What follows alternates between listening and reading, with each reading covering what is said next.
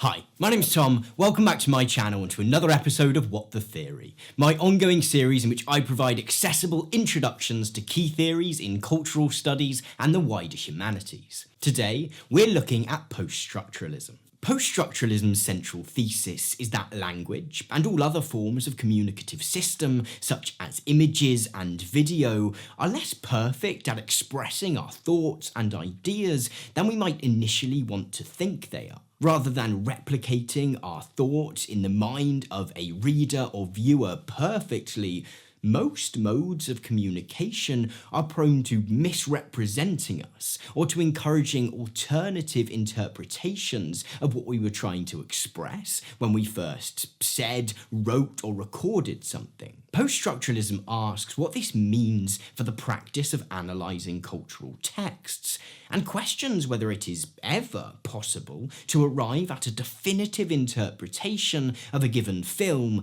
book, or other cultural text. Beyond this, it also asks whether, in a society in which much of our thinking about the world is done through language, it is ever possible to arrive at objective truth, or whether the implicit biases surrounding race, gender, and other concepts present in our linguistic and other communicative systems might shape our understanding of the world too. Before we get going, if you have any thoughts or questions as we go along, then please do feel free to pop those down below in the comments. And if you're new around here and this seems like your kind of thing, please do consider subscribing and hitting that notification bell. Finally, if you really like what I do and would like to support me to make more videos, then I would be so grateful if you would check out my Patreon page at patreon.com/Tom Nicholas. With that out of the way, however, let's crack on with Poststructuralism, What the Theory?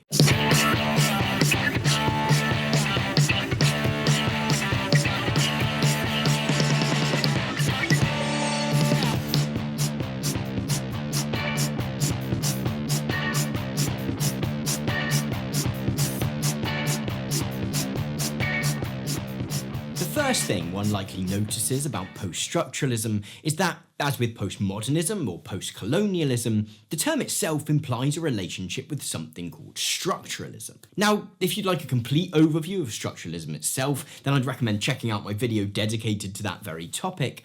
For today's purposes, however, it's enough to know that structuralism refers to a way of thinking about cultural texts which prioritises systematic inquiry.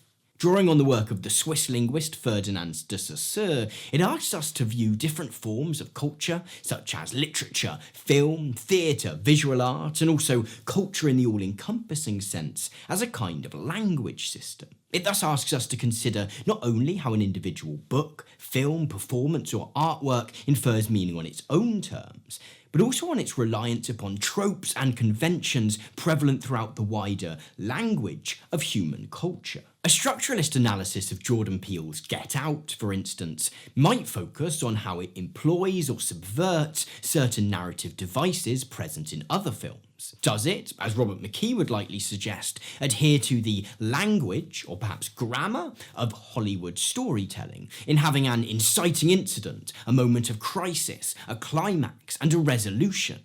Furthermore, how does it employ or subvert the language of the wider horror genre? Peele himself has been fairly open about borrowing certain conventions from The Shining, Halloween, and North by Northwest.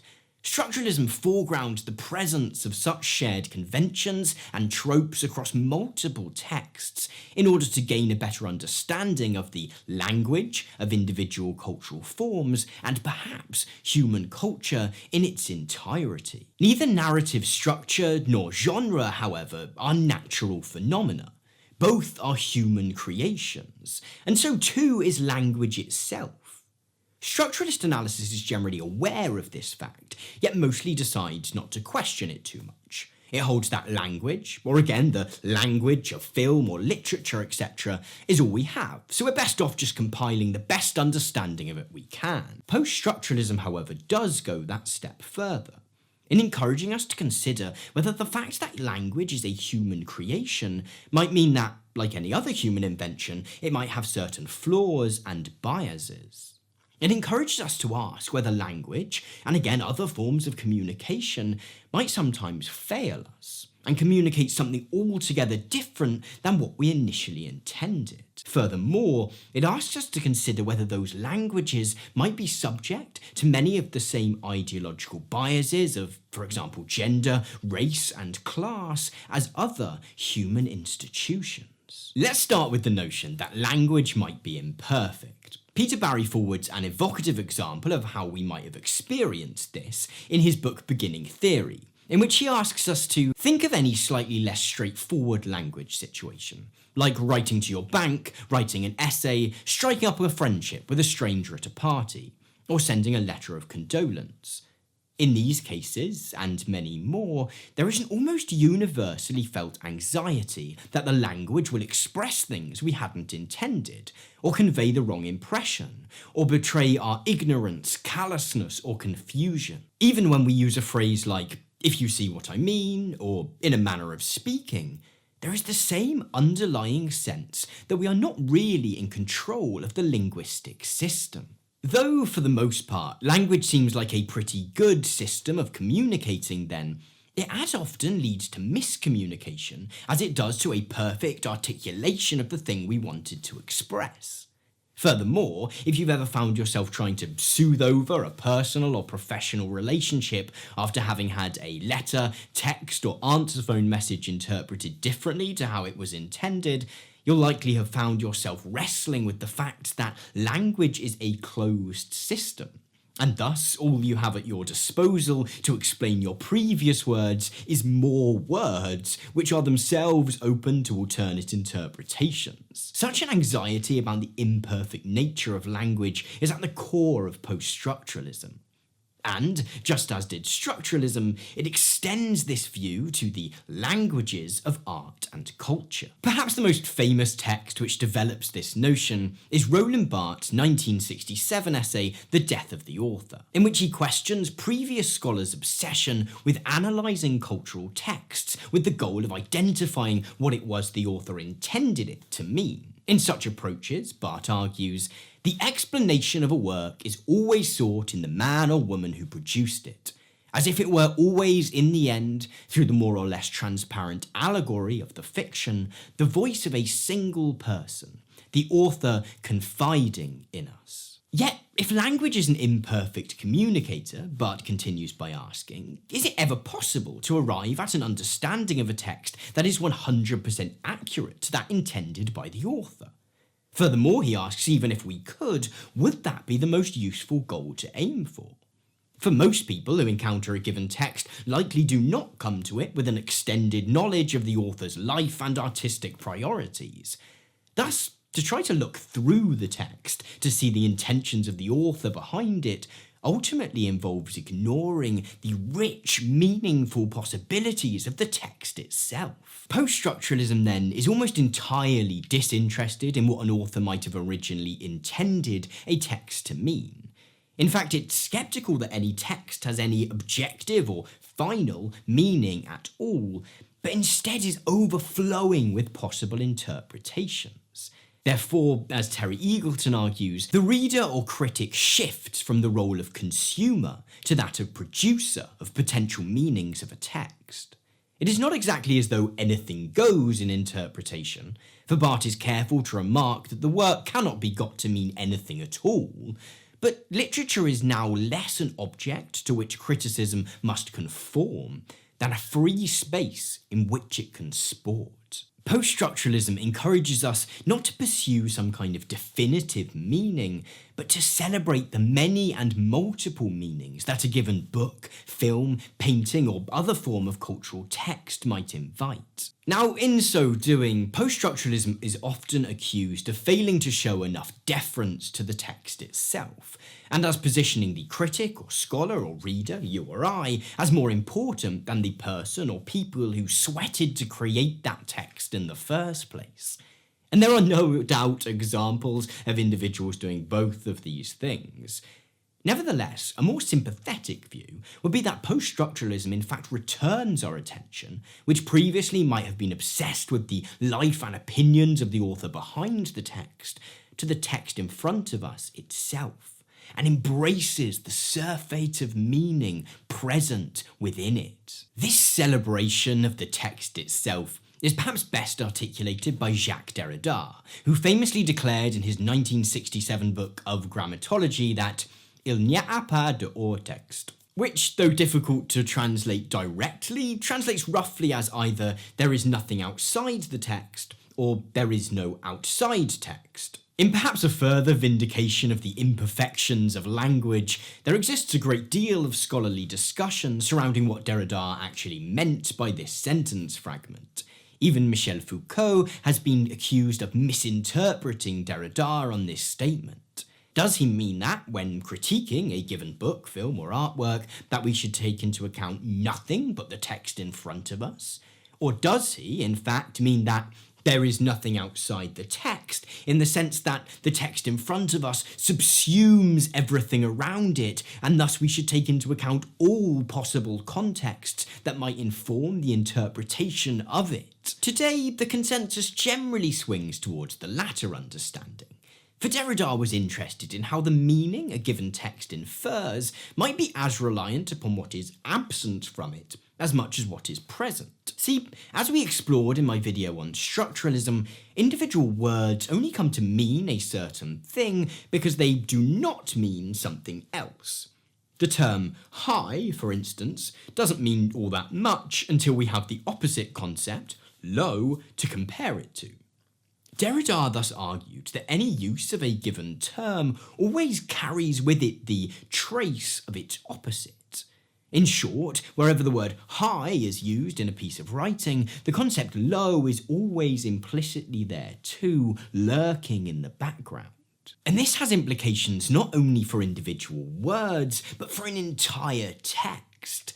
For although a given book, film, etc. might be presented as having a single, unquestionable meaning, the presence of countless traces behind every single term or concept invoked within it means that there are always alternate possible interpretations hiding there, waiting to be discovered.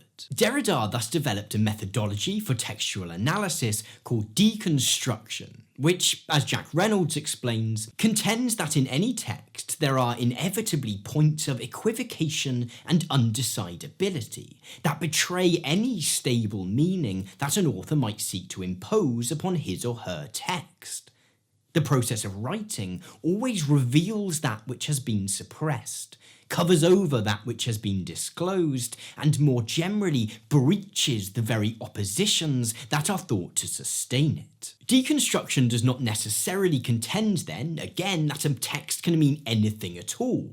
Instead, it seeks to draw out the hidden meanings beneath its surface, and, in particular, to question the binaries of meaning which a less critical reading of that text might ignore. Although not focused on an individual cultural text, in looking to explain how deconstruction can be applied in practice, I'd like to take a look here at Derrida's 1985 essay, Racism's Last Word, in which he seeks to critique Western, and in particular European, discourses on apartheid, the white supremacist regime which ruled over South Africa until 1994.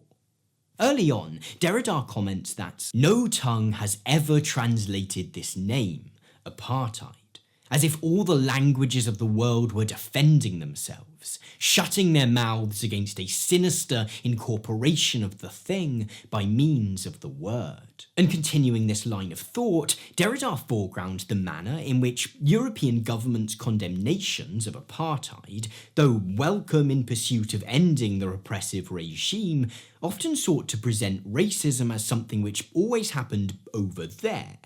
And a binary is thus drawn between the non-racist nations of Europe, here, and the barbarous apartheid regime over there. Yet, argues Derrida, the judicial simulacrum and the political theatre of this state racism would have no meaning and would have had no chance outside of a European discourse on the concept of race. In short, the underlying racist belief system which gave birth to apartheid, Derrida contends, was a European invention exported to South Africa through settler colonialism. Derrida sees that the invocation of the over there of South Africa carries with it the trace of here, Europe. And by following that trace, he identifies an interpretation of apartheid which European governments' discourses on the topic were actively trying to seclude, and ultimately contests that the underlying binary, which suggests that racism is something which only happens over there, is false. Cultural texts themselves can engage in such an act of deconstruction too. To return to the example of Get Out, the film regularly seeks to foreground the reliance of the horror genre on binaries of race. The author Zadie Smith, for example, has highlighted the manner in which the film subverts the tendency of horror films to present white people as inherently innocent and black people inherently threatening. Get Out, she argues, flips the script, offering a compendium of black fears about white folk. More than this, however, the film critiques the manner in which many rich white liberals seek to present their love of black culture as a way of assuring the world that they are in some way anti-racist. Smith argues that, in place of the old disgust, a new kind of cannibalism. The white people in Get Out want to get inside the black experience. They want to wear it like a skin and walk around in it. Blackness, to the white characters in the film, is merely an aesthetic, and so too is their politics. For while they might detest blatant interpersonal racism or the police's hostile treatment of black people, they are quite clearly happy to benefit from deep structural racial inequalities. The white characters in the film seek to present the fact that they like basketball, for instance, as a way of creating a binary between them and those, like the police officer towards the beginning of the film, who engage in explicit interpersonal racism. Yet, pointing to other ways in which those characters are complicit in racist systems, Get Out questions how meaningful that binary really is. Both Racism's Last Word and Get Out are useful examples here, because they point to the somewhat larger implications of the post-structuralist observation that language is highly flawed. For alongside not always successfully expressing the meaning we intended, the foregrounding of language as a human creation asks us to consider whether it might be open to the same biases of race, gender, class, to name but a few, as other human institutions. Think of the use of the term man to describe all of humanity, for example, or the use of the suffix s in actress, waitress, and princess. Not only do such terms create a clear binary between men and women as two distinct and uniform categories of people, even when doing the exact same job, but the application of the root term, say actor, to men and the adjusted term actress to women clearly presents men as a kind of norm and women as a sort of deviation. And to some this might seem like a trivial observation, yet for the most part, language is the medium through which we think and talk about the world.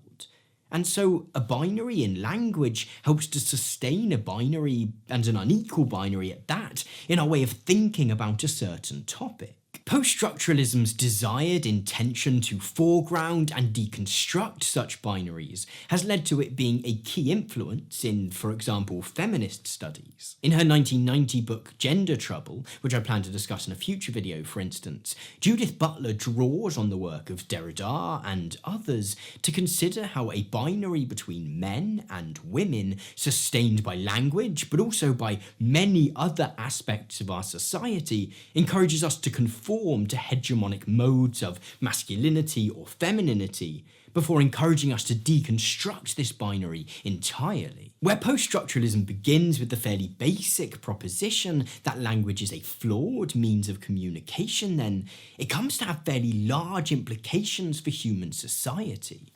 For its core methodology, deconstruction can not only be used to critique individual cultural texts, but also far-reaching concepts that have a huge sway on our society. When the University of Cambridge considered awarding Jacques Derrida an honorary degree in 1992, a group of 19 academics wrote an open letter advising against the move, and accusing Derrida of, among other things, attacking the values of reason, truth, and scholarship. This was meant as an insult. Yet one wonders whether Derrida might have quite liked such a description of his overall project, and whether it might serve as a useful articulation of the goal of post-structuralism as a whole. For in a society in which language is the medium through which we reach consensus on what counts as reason, truth, and scholarship, post-structuralism ultimately does ask us to question whether such things can ever be objectively decided upon once and for all. For if language is as flawed as the post-structuralists suggest, then the conclusions we reach through it will always be similarly flawed and biased too. Thank you very much for watching this video. I hope it's given you a bit of an insight into post-structuralism, and thanks as always to my top patrons Ash, Michael V. Brown and J. Fraser Cartwright. If you would like to join them in supporting what I do here and get your hands on copies of the script to these videos, then you can check out my Patreon page at patreon.com/Tom Nicholas. Other than that, a like on this video is always much appreciated, or sharing it somewhere where you think other people might find it useful. With that out of the way, however, thank you so much for watching once again, and have a great week.